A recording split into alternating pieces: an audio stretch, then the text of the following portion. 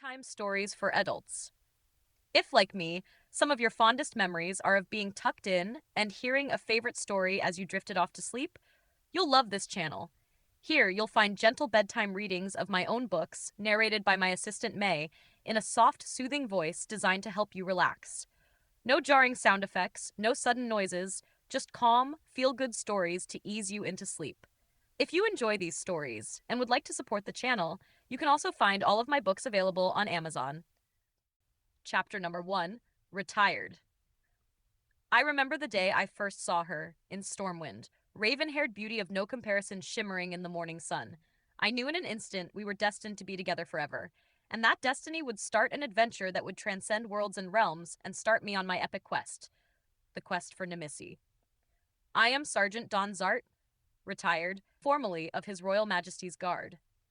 I was but a boy, a young whelp of a private when our old king fell, but I was there, and one of the few who survived, and since it has been my privilege and honor to watch young Anduin grow into the man, the king, he is today.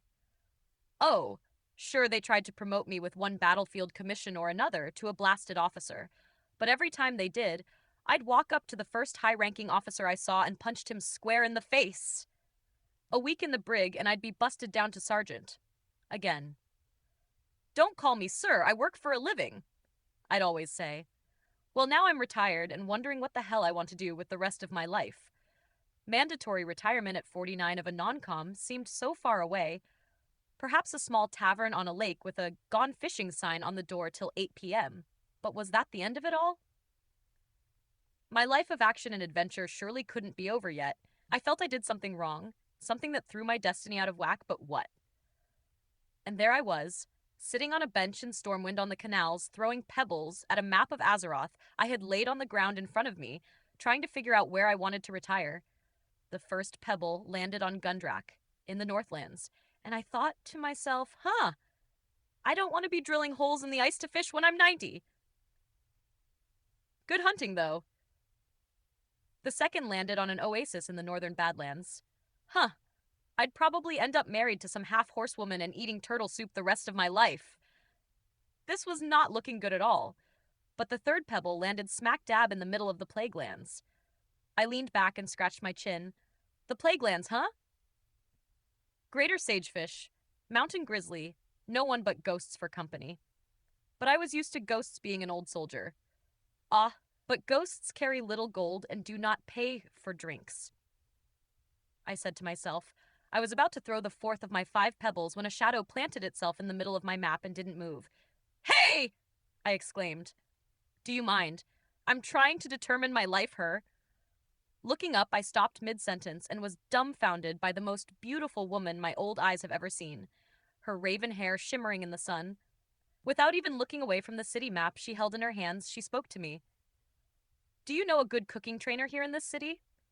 Why, yes, miss. The best.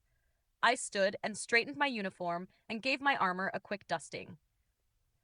And as a king's personal guard, I am honor-bound to escort you through these dangerous streets to the chef himself. She rolled her map and held it over her eyes to shade the morning sun and gave me the curious once-over. Aren't you a bit old to be a guard? She asked suspiciously. Only just, miss, I replied. The bastards, the bums retired me yesterday, gave me a damn gold watch. I ask you, miss, what am I supposed to do with a damn watch now that I have nowhere to be? She held the map in front of her face, hiding a smile, and then said, Well then, sir, please lead on. Oh, please, miss, I asked as I snapped to attention. Do not call me sir. I am Sergeant Don Zart, formerly of His Royal Majesty's Guard. I am no sir. I work for a living. She outright laughed and said, Well then, Sergeant, please lead on, and held out her hand to gesture she would follow my lead. And by the way, she continued, I'm Nimicie, a humble huntress, as she bowed. And so we walked and talked and told each other stories of our lives as I took her the long way around to Chef Robbie Flay's outdoor eatery. I could not believe my luck. There was a beautiful woman, at least 15 years my junior, hanging on my every word. I felt like a young man again. Not that I'm old, I'm only 49. But I was to discover that Nimicie has always had a way of making me feel like a king. Well, here we are, I exclaimed as we walked up to the counter. Chef Robbie Flay's Outdoor Eatery, the finest food in the city. Saying it loud enough that Robbie could hear me and for once, show me the respect my title commands. I addressed him. Chef. What do you want, Sergeant? I'm in the middle of the lunch rush. He pushed off while continuing to cook and ignore me. I immediately corrected his behavior with a louder chef and a stern look. Robbie stopped cooking, wiped his hands on his apron, and said, Sorry, Sergeant. How can I help you? I gave him a nod to say better, then a slight bow and hand gesture to Nimicie, and said, This is Miss Nimicie. She wishes to learn from the best, so I brought her to you.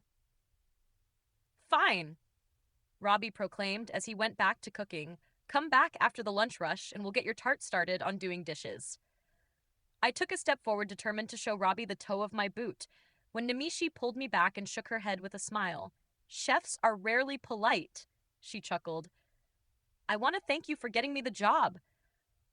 He ought to thank you for not letting me kick his ass, I said loud enough for Robbie to hear me, while he chooses to pretend he didn't. Nimicie smiled and grabbed my arm and walked me over to a bench where she sat. I guess I'll just sit here and wait till the lunch rush is over. Thank you for your time, Jen, she said as she smiled and started looking around. Is that it? I thought in a panic. I couldn't let this beautiful woman get away. I wanted to yell, I'm your destiny. I knew it. I know it. I belong to you. I quickly looked around the square. I ice cream? I shouted as I spotted the old gypsy lady who sold candy and goodies out of her wagon. What? Nimicie said, looking a little scared and confused. Ice cream, I repeated quietly. Knowing your love of food, I could not let you sit here alone and not sample the best ice cream in the city. Let me buy you a cone? Again, that beautiful smile and an okay from Nimicie. After getting a rocky road for myself and a tiger tail. For Nimicie, I walked back to the bench and gave Nimicie her ice cream, saying, Being that you are a huntress, I thought you'd like tiger tail. I do, she replied. It's my favorite.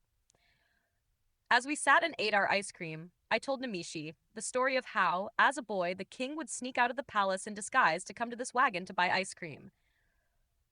Of course, my men and I were 20 feet behind him, disguised in beggars' smocks we got from the stables. As I took a bite, I said, the ice cream tastes better when you're not covered in horse shit. Nimicie laughed so hard, ice cream came out her nose. Wiping it off, she said, Oh, Sergeant, you're terrible. And that's how it all started. Nimicie would work and learn at the eatery, and after her lessons, we'd have ice cream and talk the evening away, walking down by the docks. I postponed my retirement plans and stayed in the city, got a job with a weapons maker as a blacksmith, and everything was going well. Until one night. One horrible, regrettable night. Chapter number 2. A ghost, a witch, a thing. It was payday! The end of the day was here, and my new boss and I were having a discussion on my salary. And after holding him upside down over the still glowing forge, we agreed that 5 gold should be added to my monthly pay. I was on my way to see Nimicie. She should be finished by now. But first, a stop at the jewelry store across the street for a ring. For it was my intention to ask Nimicie for her hand. With flowers in hand and a ring in my purse, I spotted Nimicie staring out over the harbor, watching the sunset. I meant to come up behind her and put my arms around her and whisper in her ear, Marry me, baby. But that was not to be the case. I walked up to her, and instead of putting my arms around her, I put them right through her as if she was a ghost. My face turned blank. I had no idea what to make of this. As she turned around horrified, putting her hands over her mouth, she said, Dawn, I wasn't expecting you. Please let me explain.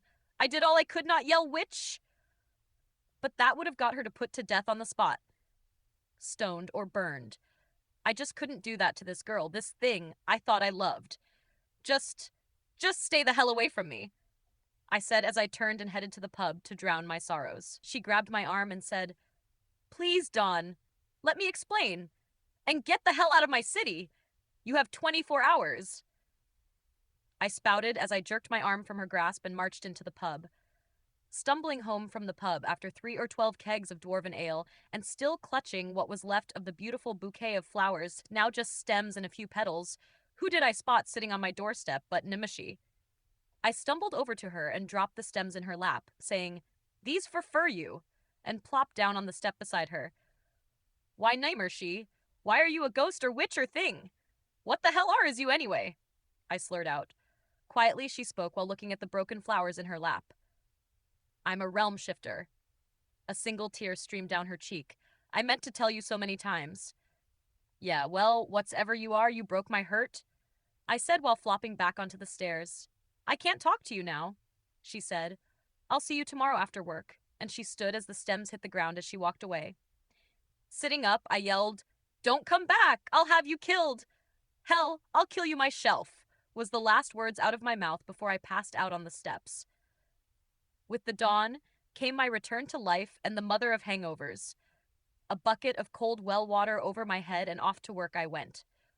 But strangely, instead of to work, I found myself walking in the direction of the palace to see Valdor, the king's grand vizier, a wizard and white magic user I could trust. I should be able to trust him. I've stood shoulder to shoulder with him in many battles for Azeroth. Seeing me, Valdor said, What hell spawn ate you for breakfast and puked you back out? As he shoved a potion to my face, almost shoving it down my throat. Drink this! As if I had a choice, it was halfway down my gullet already. But I did feel better. So what brings you here? I told you before, nothing can fix that ugly mug of yours. He grinned. Ha ha, I said. What do you know of realm shifters? With both arms stretched out, Valdor leaped across the room, shoved me into the chair behind me, and slammed the door shut. Where did you hear of these words? He said angrily, just above a whisper. I met one, I said confused. Shh! He motioned with his finger to follow him through a hidden door into a secret hall behind the fireplace and down flights of stairs. To a small room filled with old tomes and smelling of must. Here, we can talk here, he said while putting a cloth over the table between two chairs and lifting it up to reveal 2 mugs of ale. We sat, and I started telling Valdor my story. He sat listening intensely on the edge of his seat with both hands wrapped around his esclavres, ale sipping as I spoke, and told him of my lost love and what happened. When I finished my story, he put down his now empty mug, sat back in his chair, and stared and grunted at me for a few minutes. You realize, he said quietly, what I'm about to tell you could get both our heads put on the chopping block? I nodded, giving him my word that anything he said would stay between us. Leaning back into his chair and crossing his arms to his chest, he started his story. It was the end of the last cataclysm. Spies on both sides were running for their lives, for no matter what side caught them, alliance or horde, they would be put to death. A great wizard named Kathmandor obtained a small rock that had absorbed fell magic. Being a master jewel crafter as well, he fashioned a magical pendant that would contain and control the fell magic rock and used it to create a one-way porthole for him, his wife, and their 3 young daughters to escape to another realm. Valdor leaned forward and picked up his now full again mug of ale and took a sip. Then continued his story. He left instructions in his lab on how to recreate his pendant, and others found it and followed. By the time I found it, I knew it would be trouble, so I did a telling spell on the notebook to see that 5 others had read the book before me. Valdor sat back in his chair and took a deep drink before continuing. I took the book to the city in the sky and showed it to the elders, who agreed to send 2 trained assassins to find and kill all the realm shifters and destroy the pendants. 2 worthy, loyal warriors who were single and had no family and would not be missed were to be trained Sir Mike Caby and Sir James Logan. Standing up in a huff and spilling ale all over myself, I shouted, I trained those men! I was told they were to be personal guards to the Draenei ambassador. Valdor motioned with his hand to sit down as he continued. Then you know exactly how ruthless they are and how they will stop at nothing to complete their task. Yes, I said while trying to dry myself off and sitting down again. I remember they were both particularly nasty fellows. Valdor took another sip. The elders commissioned me to make 2 copies of this pendant, then destroy the book, and being that they held me under guard, I had little choice. He put down his ale, leaned forward, and looked deep into my eyes. And this is where my tale takes a turn for the worst for you and your friend, Dawn. Along with the pendants, the elders had me create 2 tracking bracers. See, when a porthole is created, any porthole, it leaves a signature, where it originated, where it led to, and who used it. I have no doubt your Nimicie has been watched for a while now, and the assassins are, for some reason, biding their time to kill her. Again I rose to my feet, and again I spilled ale all over myself. I will cut out their hearts with a dull spoon and feed them to my bear. Sit down! You're spilling ale all over my carpet, you clumsy ox, Valdor snapped. Besides, you'll never see them or even know. They'll kill her in her home realm after they take her pendant. Her only hope is to destroy the pendant before they find her. I sat there, cleaning myself off slowly, sadly. She must have known the danger. Why would she keep coming back? Handing me a towel, Valdor said. Perhaps she wanted more than just cooking lessons? Chapter 3. A Turkey for the Taking. On my way home, I had time to think to myself, to wrap my head around what Valdor had said about realms being the same world, only different decisions and events made to change different outcomes, and about Nimicie and what Valdor had said about her. And I knew what he meant when he said, perhaps she wanted more than just cooking lessons. I knew he meant she stayed to be with me. But why would she not find me in her own realm? I wondered if each realm was the same world, only with different decisions made. Why would she not find Saint Donzart in her home realm? Maybe I was married? I thought. Or dead? Who the hell knows? I stopped feeling sorry for myself and started feeling like a right shit for not giving her the chance to explain. I wanted to kick my own ass. As I got closer to home, something kept taking my mind off my guilt. It was the wafting smells of a well-cooked meal. Usually these streets smell like shit, I muttered to myself as I walked. I could make out freshly baked bread and a nice turkey and some kind of stuffing. My stomach started to rumble as I got closer to home. You shut up, you! I thought to myself. The best you can hope for is a piece of stale bread and some moldy cheese. I spotted the pub on the corner of my block and thought of stopping in. Nah, you had enough yesterday for an entire year. I scolded myself and kept walking. Getting to my door and fumbling in my pockets for my keys, I could smell the meal so strong now. That cheap old bastard upstairs must have shat out a few coppers for a home-cooked meal. I thought to myself as I noticed my door was unlocked and opened a crack. I unclasped my sword from its sheath and firmly gripped it, pulling it out halfway as I slowly pushed open my door. A fire roaring in the fireplace, a table full of wonderful food, and Nimicie standing between the two. Oh, thank God! She's alive! I thought to myself. I was so relieved. I wanted to grab her and hold her and tell her how sorry I was and how much I loved her, but I found myself acting the shit again.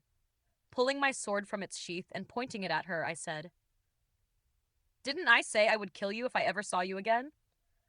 She looked me straight in the eye, took a step forward, placing the tip of my sword right at her pretty, dainty little throat, and said, "Then kill me, because I am not leaving here until I've said my piece." I looked into those beautiful eyes that had captured my soul from the first time I saw them, and knew she meant every word. "I wouldn't want to get your blood all over this food," I grunted while quickly sheathing my sword and grabbing a turkey leg. "It isn't poison, is it?" I said, just to be more of a shit. "No," she said quietly. "I made this dinner for you in hopes we could talk." "So talk," I spouted, shaking the turkey leg at her in a gesture to sit down. Nimicie sat quietly and put a napkin on her lap and watched as I treated her beautiful meal like a pig at a trough, stuffing my face and grabbing food with my hands. "Wine," I ordered. "No wine," she demanded. "You had enough yesterday, I should think." A hint of annoyance in her voice as she daintily served herself a plate of food. "Then water, please." I gave up trying to be a shit. I don't think it fooled her anyway, as I wiped my face with a napkin and started cleaning up my mess and making a plate for myself. As she brought me a jug of water, gently taking my plate from me and slicing a nice thick piece of turkey breast. "As I was trying to say yesterday, I'm a realm shifter." "Yes," I interrupted.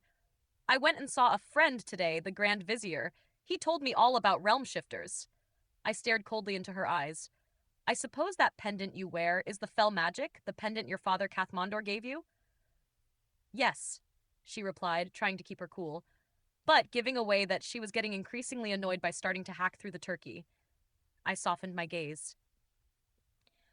"Do you know there are assassins out to kill you?" Yes, she replied. Well, one. She stopped hacking at the turkey and looked at me, then continued. The other found me when I was very young, Sir Mike KB. He told me he was there to kill me and take my pendant. I begged for my life, and begged to keep the pendant. It was all I had left of my father. She handed me my plate and continued. I told him I knew nothing of Daddy's magic, and after we arrived, him and Mother became farmers and never even spoke of magic. She stood there telling her story, with a melancholy, faraway look on her face, as if remembering a sad memory. I told Sir KB I was a simple farm girl who had dreams of becoming a huntress for the king. Sir KB told me he would return in the morning with his decision and not to try and run. I guess it was a test to see if I'd use the pendant, but I didn't. The next morning, he returned and pulled me up onto his horse, and we started riding through the woods as he nor I said a word. I thought he was taking me out to the woods to kill me, but when we came across a king's outpost, he got down off his horse and said, "Wait here." I thought, should I run? Nimicie started pacing the apartment while telling her story, carving knife still in hand. And while her back was turned, I thought it a good time to stuff some of that wonderful turkey and stuffing in my face. She turned and continued. I thought he was getting the guard. They would slap me in irons, and I'd be dead by nightfall. But Sir KB came back after a few minutes with the captain of the guard laughing and joking, and he pulled me down off his horse. I remember the captain spoke saying, "She's kind of small and scrawny, not much to her. Show us your teeth, girl." I opened my mouth and showed my teeth, thinking, was I being sold into slavery? Sir KB replied, "She's sleek and wiry. She'll be good for getting foxes and rabbits. She'll make a good huntress for the king, I assure you." The captain turned my head from one side to the other, then spun me around and shook my arms and said, "Well, send her inside when you're done with her. We'll find something for her to do for now." Then the captain spoke to me as he turned and walked back inside the outpost. "Come along then, girl. A king's huntress does not dilly-dally." Then Sir KB spun me around to look him in the eye and said, "You listen to him and do what he says, and he can make your dreams come true. Now you lock that pendant away and never use it, because if you do, I will forget all I've done for you and kill you. Do you hear me, Nimicie?" "Yes, Sir KB." "Thank you, Sir KB. Thank you." And I ran after the captain. Exasperated from her story, she fell to her knees at my feet and laid her head on my lap. I did my time and became a huntress. All the while the pendant I wore stayed dormant, she said, with her head in my lap, slightly above a whisper. Then it started calling to me, telling me of my father and his realm. This realm, Airy Peak, where father grew up and became a wizard. She took her head off my lap, sat back on her knees, and placed her hands across her knees in front of her, still clutching the carving knife. Looking into my eyes, she continued, "So I gave in to the pendant's call and created the porthole and came here. Once here, it would take a minute or two for me to materialize completely, but that's when I spotted you, throwing rocks at a paper on the ground in a guard's uniform. I thought if I could befriend you, you'd make a valuable asset into helping me find my father's information. I never dreamt I'd fall in love with you. I stopped wondering about my father and focused on my future with you." "So," I swallowed hard, speaking with food still in my mouth, "the whole cooking thing was a plot to get me to do your bidding?"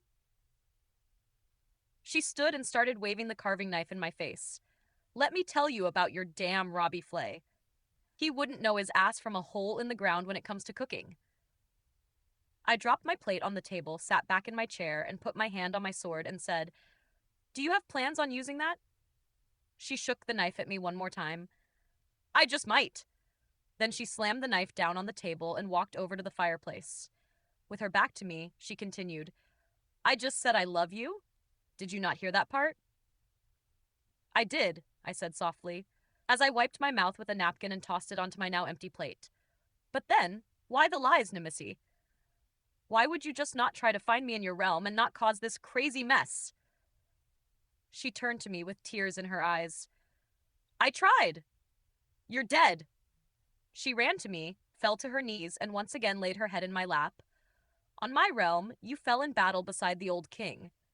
putting her hands on my lap and propping herself up, and then she continued, "There's a bloody statue of you and all the fallen warriors of that battle in the Stormwind graveyards on my realm." She lay her head back on my lap.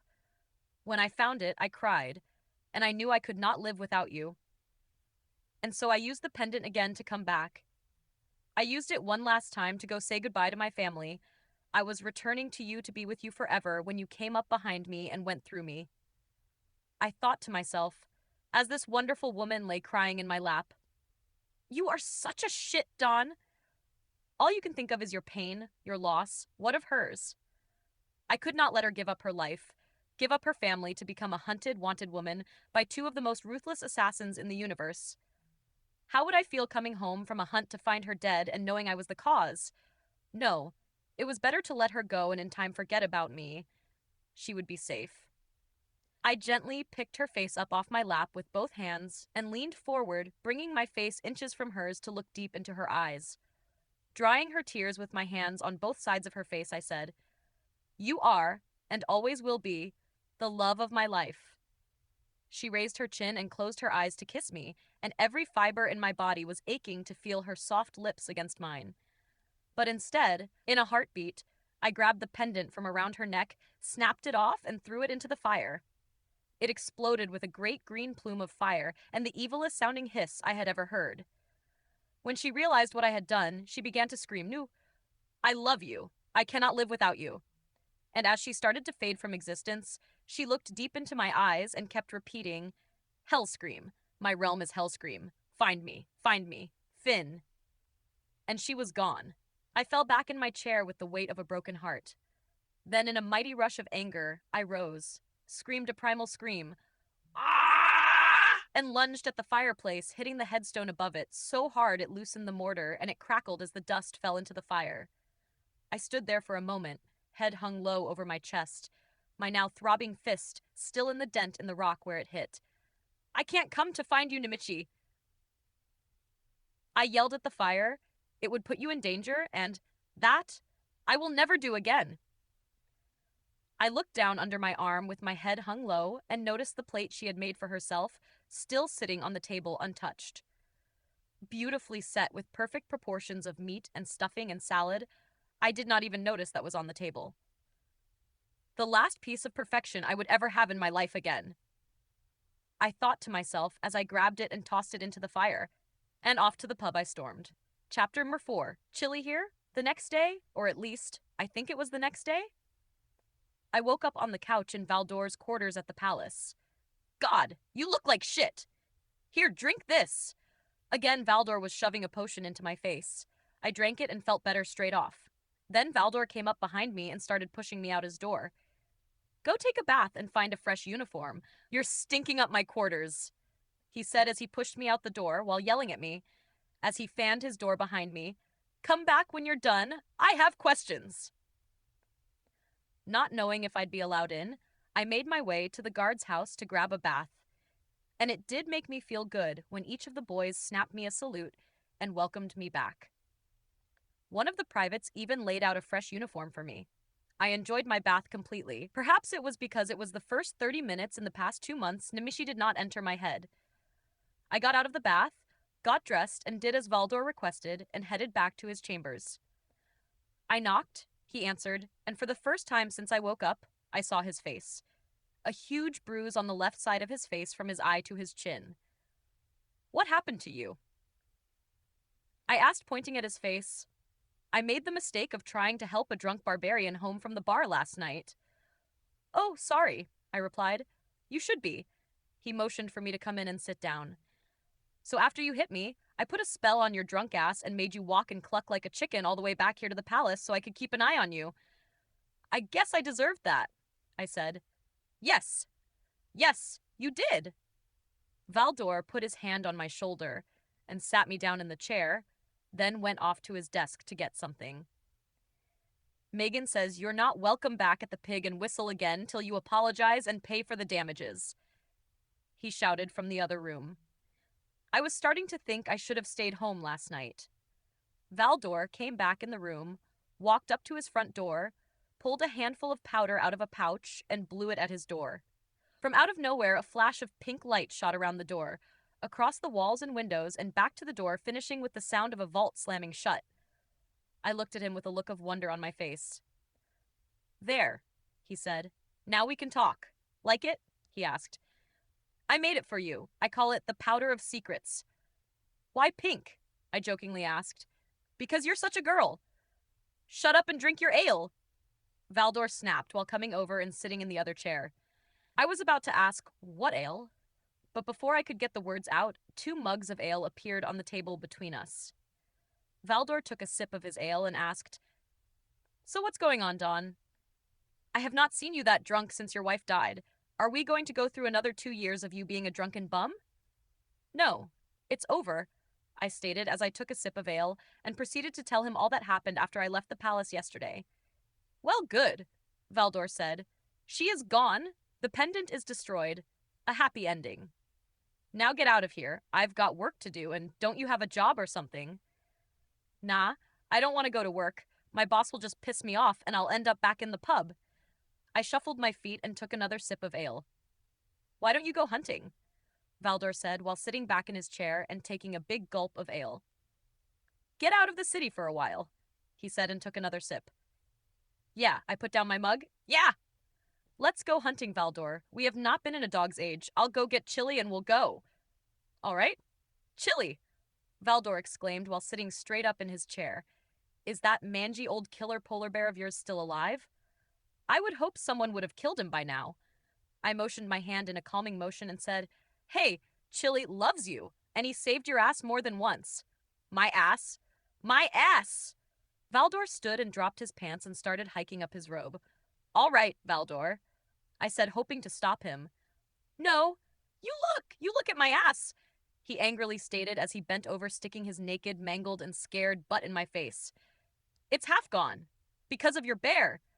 Using the back of my hand to push his horribly deformed ass away from my face, I said, You took his fish. It was my fish, Valdor yelled while hopping up and down angrily, his fists clenched tight to his sides, his face turning bright red. Well, Chili didn't see it that way, I said.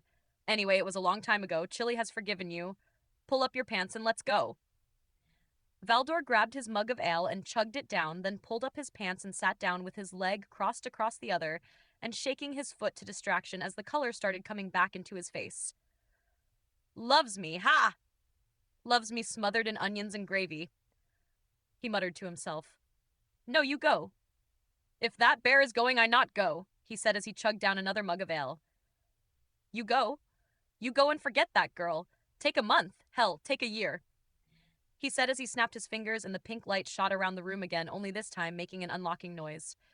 I got up to leave as he sat there ranting, his voice getting louder as I got closer to the door. Come back when you make sense. Or when that bear is dead. Then we will drink. Maybe you can tell me what it's like to take a shit and not fall in the shitter. I barely made it out the door before I bent over, laughing my ass off, tears streaming down my face. It felt good to laugh again. Chapter number 5, His Royal Tease. With a bounce in my step and a smile on my face, I was heading out of the palace, making plans to quit my job, grab my bow and rod, and go get Chili at the Goldshire stables. When I walked past His Majesty's private den with the door open and King Anduin inside, stuffing something into the cushions of his couch, I stopped and questioned, Your Majesty? For it was rare to see the king not holding court in the afternoons. The king turned, Sergeant, he said with a smile as he turned towards me. Your Majesty. I started to kneel. Halt! Don't you dare hit the ground, King Anduin ordered. You are far too old, and I am far too tired today to pick your fat ass up off the floor. He meant it as a gesture of friendship, but I took it as an insult. I remember thinking, I am not old nor fat, but found myself wisely saying, Yes, Your Majesty, thank you, Your Majesty. Come in, Sergeant, come in. Or should I call you Dawn now? He looked at me smiling, lifting his head to the air and scratching his chin, and just to tease me said, I've always wanted to call you Dawn, ever since I was a boy. Dawn, come over here and smell my farts, I wanted to say. He looked back at me smiling, almost laughing. His Majesty is in a good humor this morning, I said with a slight bow. I am Dawn. I am, he said, then, lifting a jug that costs more than a year's salary, he offered. Wine, Dawn? Who am I to refuse a king, your majesty? Who indeed, Don? Who indeed? He handed me a jeweled cup and filled it to the rim. So tell me, Don, what have you been up to since you left my service? He said, while plopping himself down on the couch and motioning me to come to sit. I sat beside the king. It was not my idea to leave your service, your majesty. The king's jovial smile turned to a serious face and replied, I know, Sergeant, I know. He laid his hand on my shoulder and said, And would it be fair of me to change our laws for one? Friend, I would have. I know, your majesty, and looked back at him out of the corner of my eye and nodded to say thank you. So, Don. The king leaped off the couch, closed the door, and came and sat cross-legged beside me on the table facing me. As he did as a child, just to piss me off, you said something at the ceremony. When I gave you your watch, you muttered something under your breath. What was it? Your Maj? Oh, come on. You said something, I heard you. What was it? He said while smiling and rocking back and forth on the table as he did as a child.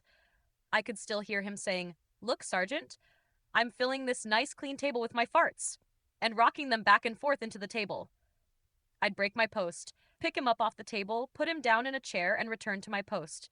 Then he would laugh and tease me about how I broke my post and he would have my head before sunrise. Well, he taunted. I stood and snapped to attention and blurted out, What am I supposed to do with a damn gold watch now? I softened my voice. Your Majesty. The king laughed and clapped, and then stood beside me. What indeed, Sergeant? Nowhere to go now, right? He half-jokingly asked, as his smile started to drop. No, Your Majesty, I replied. No one to ask you when to eat, when to shit, when to sleep, when to stand and fight, and when to run, when to stand tall, and when to take a knee. No, Your Majesty, I replied. He came round in front of me and looked me straight in the eye. That's right, Sergeant. Because you did a fantastic job. Look around you, half the people in this city, including myself, owe you their lives. You came in here last night through the courtyard clucking like a chicken. I saw you, and so did half the court. Still looking me in the eyes, he raised his hands to my shoulders and plopped them down heavy on me.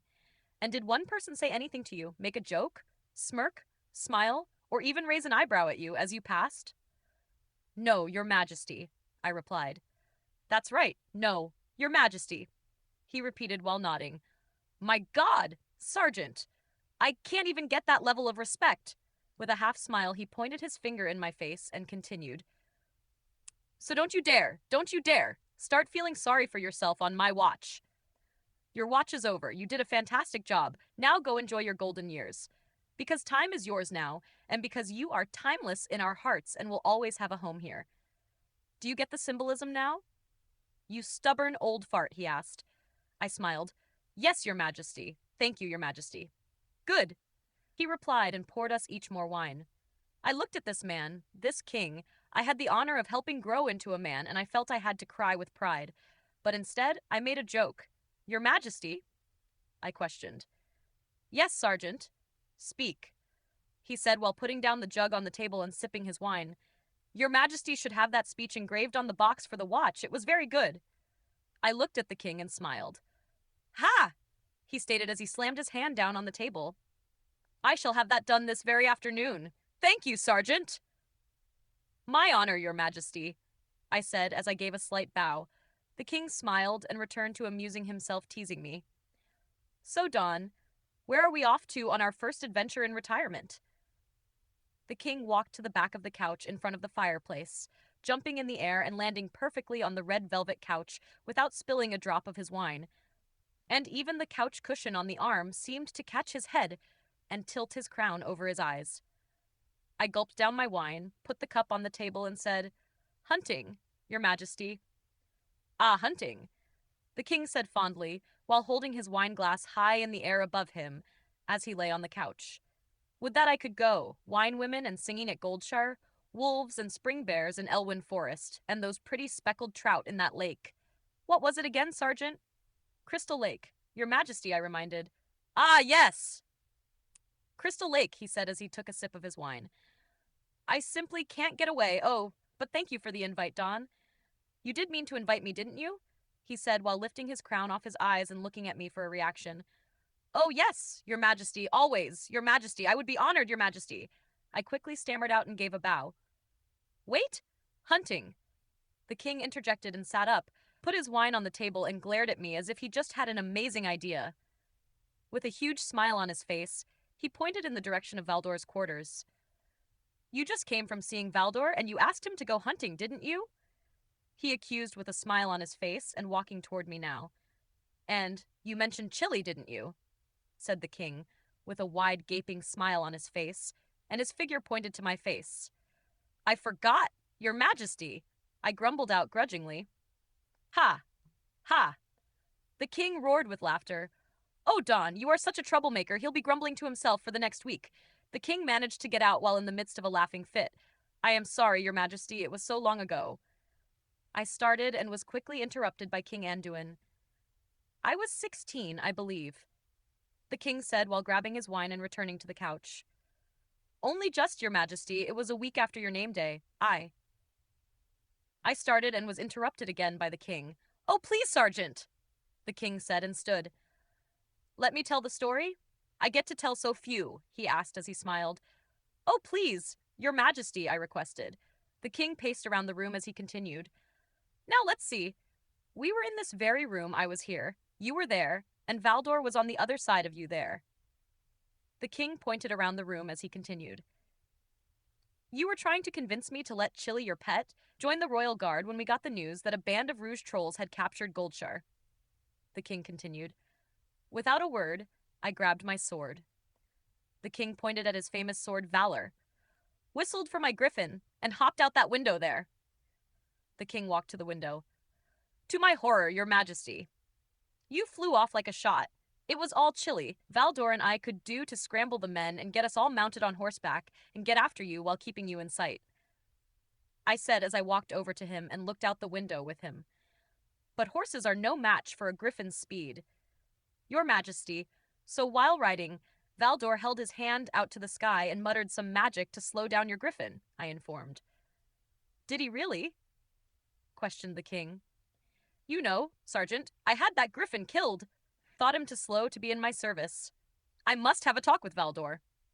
Anyway, the king continued, I had just dismounted my griffin and was stomping toward Goldshar when this huge white beast of a polar bear jumped in front of me, blocking my path and you yelling from a good ways back to stop and wait. Impertinent bear. I remember thinking I should have his head. The king looked at me. That is, until he grabbed that troll out of the tree above me and ate him. Not spotting that troll, that's when the voice of reason hit me, and I decided to wait for my men. A wise move, your majesty, I said. And you held me back while the men charged in, sergeant. The king gave me a stern look. Only till the arrows stopped flying, your majesty. Then I knew I had to let you go get your pound of flesh. And I got it, didn't I, sergeant? I cleaved that troll chieftain in half. The king made a fist as he smiled. A beautiful swing, your majesty. I complimented. Now let's see. Ah, yes! And while the men cleaned and repaired Goldshire and buried the dead, Chili, you, Valdor, and I went and set up camp. The king said while continuing his pacing around the room, I was overseeing my tent being put up, you were building a nice fire, and Chili and Valdor were in the rapids fishing. When Valdor's rod bent and he hoisted a huge, beautiful salmon out of the river, with Chili's lips just barely attached to its tail. One quick and mighty tug from Valdor, and the fish flew out of Chili's lips and hit Valdor in the face. The king chuckled as he continued. Valdor got control of the fish and was, I interrupted, bent over taking the hook from its mouth and had the tail of the fish straight behind him. I quickly interjected, Chili was just trying to take his fish back, your majesty. Ah, so you've said many times, sergeant, but not all of us saw it that way. The king smiled as he waved his finger at me for interrupting. Anyway, a great chomp and a blood-curtailing scream from Valdor and the fish and half of Valdor's ass were gone. The king fell back onto the couch, holding his chest and silently guffawing with laughter. Then he composed himself and continued the story. You, sergeant, jumped into the rapids, picked up Valdor, threw him over your shoulder, and ran to Lady Fielder's house and busted down her front door. No time for pleasantries, your majesty. I had to get that bleeding stopped. I know, sergeant. And by the time I got to the front door, you had Valdor pinned to the dining table naked, holding him with one hand and shoveling hot coals from the fire onto his ass with the other, while he screamed bloody murder. The king stopped, turned, and looked at me. That tough old conger never did pass out, did he, Sergeant? No, your majesty. He was the same disagreeable self the whole time, I stated with respect to my friend. Ha! And then Lady Fielder had no sewing thread, so the two of you sewed him up with strips of buckskin. The king bent over laughing, almost falling to the floor, and continued. I teased him for months. Sergeant kept telling him to go take a bath. He smelled of old leather. The king, laughing uncontrollably, stumbled to the couch and threw himself on it. The king, now wiping tears from his eyes from laughing, said, Ah, thank you, Sergeant. It felt good to laugh again. It was my honor, your majesty, I said with a bow. Oh, and, your majesty? Yes, Don, he said. As much as it would be my honor to have his majesty join me on a hunt, it would be more of an honor if my friend Anduin came in your stead, your majesty. I again bowed. The king sat there composed and with a serious face and said, No, Sergeant, the honor would be his. The king then nodded to me as if to say thank you for the kind words and friendship. Now, Sergeant, get out of here. You've taken enough of the king's valuable time, he said as he waved me out the door of his private den. I bowed, turned, and walked toward the door. Then, oh, and, Don? I turned. The king stood up straight, looked at me, and with a serious face as he could muster, and he said, You are no longer in my employ, yet you wear my uniform. I will have your head. I immediately took off running down the hall with the king yelling at me from his door, By sunrise, Don! Your head! I considered myself lucky the guards on the post were older and used to the games the king and I would play. They just snapped to attention as I ran by instead of lopping off my head. The day turned out so well that I jogged all the way back to Old Town to prepare for the hunt.